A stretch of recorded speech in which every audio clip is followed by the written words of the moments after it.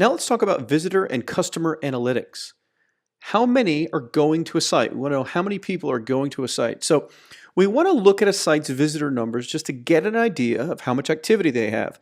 This is kind of the benchmark of where we really get a grasp on what's going on with a site. How many visitors they have, where the traffic's coming from, what are those numbers, how traffic is coming in and how traffic's going out.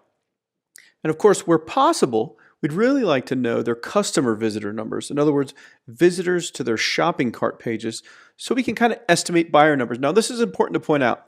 According to many sources, the average shopping cart abandonment rate is about 68%. So of the number of visitors that go to shopping cart pages, they get 68% of those people abandon it and don't, complete an order and buy. But about 32% of those shopping cart visitors typically end up becoming buyers. They complete the shopping cart process. So about a third of those people. Now you can use sites like Alexa.com, Compete.com, and SimilarWeb.com. These are some of the best ones to research visitor as well as those customer analytics. All of these sites have a free version, so you don't have to pay any money. They do have premium versions that show more data and a longer history, but you can certainly find a lot of great information for free. Now I'm going to show you that here in just a second. Okay, so this is SimilarWeb at SimilarWeb.com, an incredibly powerful competitive intelligence tool. And as I said before, a lot of these tools have free versions as well as paid versions, and SimilarWeb is no exception. They have a great free version, and that's all I'm going to use right now is just the free version, just to show you how popular it is. So I'm going to do a lookup on a site, which is a very popular site in the dog training niche. And I know this because a very smart marketer who's actually done presentations at different seminars, this is his business, and he's actually shown off a lot of what he's done before. So his main site is thedogtrainingsecret.com. And he's one of the bigger dog training product sites on the internet, for info products and training products. So we type this into SimilarWeb, and what we see are some basic numbers. The global rank, we can see monthly visits during the last 6 months. So we can see the estimated visits in January 2015 are 190,000. So 190,000 uniques most likely. So that's a lot of visitors. And we can see how the traffic has trended kind of month to month. And we can see how it's kind of spiking here going into the new year, how it's kind of picking up. So not only can we see kind of the activity and that he's getting a lot of visitors, but here's what's great about SimilarWeb. We can look right here and we can see traffic sources. We can see how the traffic breaks down. 23% of the traffic comes direct, like people just typing in the URL. 8.7% from referrals from other sites. 45% from search. And 18% from display. So these are from ads that he'd be running to get people to the site. Now, one of the powerful things, and I briefly mentioned this to you before. We talked about, and it's all going to come together by the end of this class. Remember I was talking about the formula for like how to kind of rate an opportunity? And I said one of the negatives was, if you remember in the methodology video, one of the negatives was if more than 50% of their traffic comes from SEO, that's a danger sign because it's very, very hard, of course, to get those SEO rankings. And our two main core principles, if you remember, are speed to get to market as well as cost to get to market. And you can't get to market quickly if you have to have a bunch of search engine optimization traffic because SEO stuff takes time. But in SimilarWeb, we can click on search here, and what we can actually see for search traffic is that of this search traffic, which 45% of his traffic is from search traffic, that doesn't mean the 45% is SEO traffic. If we look at the chart, and this is what makes SimilarWeb very, very cool, how it breaks all this down, we can see that 80.6% is organic search. That's the SEO traffic. And it'll even show you all the keywords that they rank for and which ones are driving most of the traffic, as well as the search engines that are sending the traffic. But over here we can see that 19.37% comes from paid search. So this is coming from pay-per-click keywords. And of course, it shows you what keywords he's advertising for. And we're going to get into more of this in our phase 1 part 2, which will start soon, where we really get into analyzing keywords and ads and display ads and so on. But this is just looking at basic analytics first. But this is one way you can quickly see if it has more than that 50% SEO, and it doesn't, because the amount of SEO is really 80% of 45%. So whatever that number is, 10% of 45 is 4.5, 20% would be 9. So 9 minus this, whatever that math is, thinking off the top of my head, it's whatever that comes out to be. I'm confused. 36. So 36, 37%.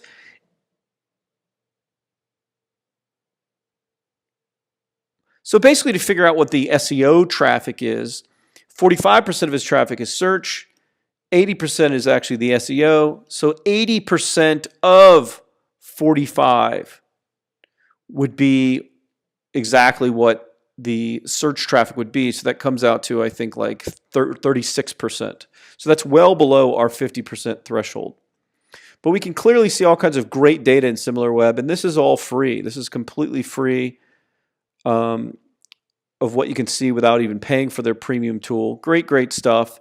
It can show you by category where the visitors kind of come from that also share, where they go to other sites.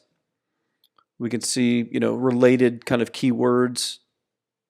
We can see other sites that they visited. We're going to get more into all this stuff. Just some incredible information you can find with these tools. But right now we're just talking about customer analytics and visitor analytics. So we covered visitors, got about 190,000 visitors, as we saw right here, 190,000 estimated visitors in January 2015. But now we want to know how many shopping cart visitors or potentially how many buyers is he getting. So let's jump over here. This is actually, let's go back. This is actually his sales page, or one of them for one of his products. So this is one of the products that he sells. I'd already pulled this up in a tab for you. So this is just the long form sales letter that sells it. Now if we go to the bottom, we'll see the add to cart button where you can go buy. Okay, well, we'll click add to cart. And what we're doing here is we're now on a shopping cart page where we can actually buy the product. But let's look at the URL.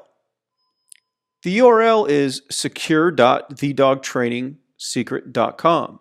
So he has this domain secure.thedogtrainingsecret.com. Now, in these analytic tools, you can actually look up visitor numbers just by subdomains. Okay? So let's go back to SimilarWeb and let's search for secure.thedogtrainingsecret.com. This is his subdomain or shopping cart. Now, I'm going to explain something to you real quick. This is estimated visits 110,000 in January. But if we look here, he's got a huge spike, and it's almost as close as what the visitors number was. We saw the visitor numbers were like 190,000. So that kind of doesn't make sense because that's like more than half the people are going to the shopping cart.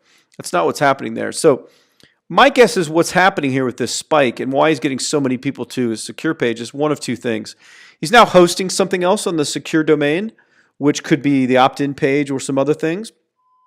Or typically you see a spike like this in shopping cart activity, which is not equal to actual full buyers when someone runs like a dollar trial. So this is why you really have to get good at investigating the nuances of these numbers, of knowing why numbers are going up, why there are a high percentage of shopping cart visitors to regular visits. Because if it's any more than 1 or 2%, it's usually something else going on, and that's the case here. So he's probably either doing a dollar trial or he has recently moved more pages onto that secure subdomain. But let's back up. Let's go back to about October or September. Let's go to September. We see a visitor number of 6,000 in the month of September 2014 to this secure page, which probably at that time was still just his shopping cart for his product. So September 2014, we see a number of 6,000. If we take about a third of that, remember the shopping cart abandonment rates, we'd get a number of about 2,000. So obviously, if he's selling a $100 product and we have a number of about 2,000, that's about 200,000 in sales for the month, which is obviously very, very healthy. Now, that doesn't mean that's all of his sales. He could certainly be generating revenue in other ways with advertising revenue or doing back ends or doing affiliate promotions, doing other things. But we can kind of estimate roughly the kind of sales that he may be doing from at least that one product that we looked at that's definitely going to this page. Now, I've actually looked into, some of his other pages, and he's got other subdomains. So let me see if I can find it on here. I know I was looking at another tool. His name's Chet Womack. He actually has an Infusionsoft account. This almost seems kind of sinister, like looking into all this stuff in someone's business, but actually it's not showing up here. But on another tool, I think it was compete.com, I looked and I put in his Infusionsoft subdomain, and it would show some of those. Oh, here it is. See, look, top destination sites, womack.infusionsoft.com. So some of the traffic on his site gets sent to a shopping cart page on Infusionsoft with that subdomain. So we could go and then research all of the data numbers on that shopping cart page and get some other customer numbers as well. But anyways, this should just get your feet wet in looking up visitor numbers as well as looking up customer numbers to kind of try to figure out what kind of money a business is making, how big their sales are. We certainly can't estimate profit right now initially. We'll kind of get to that mode to where we can kind of start figuring those things out by looking at ad spend and trying to put the numbers together about how things are converting and maybe what the EPC is when we start looking at that. But for now, I just want you to get general visitor numbers and try to find kind of, some general shopping cart numbers so we can start doing some estimates and figuring out how much different businesses are making in revenue. And then ultimately, when we start drilling down into what they're spending, we can start figuring out their profit. And of course, there are all kinds of other factors to consider, whether they, have employees or there's other, hidden costs or they're doing licensing deals. But we'll get to breaking into all that. But this is where we start. We start with traffic numbers to get kind of a snapshot, overall view of a website to see, what their visitor numbers are. Now, if you remember the reverse IP lookup trick that we did that would show us kind of the other websites on their server, we can often find that companies use multiple websites for their business, of course. So I'm sure he's using more than one site, so we'd want to look into the other sites that he has if we really want to get the full picture of kind of the total visitors and hopefully the total sales estimates. But this gives you kind of a basic overview of looking into one website for its visitor numbers, and of course for its shopping cart numbers. Okay, now it's time for you to do the exercise that I've attached. So I want you to do the exercise on visitor and customer analytics, look up some competitors, think of some website names, and try and look into the data just like I showed you how to do, and fill out the exercise, and you'll start to kind of get your feet wet in kind of where you want to start with figuring out how many visitors are going to a site and hopefully figuring out how many buyers they have.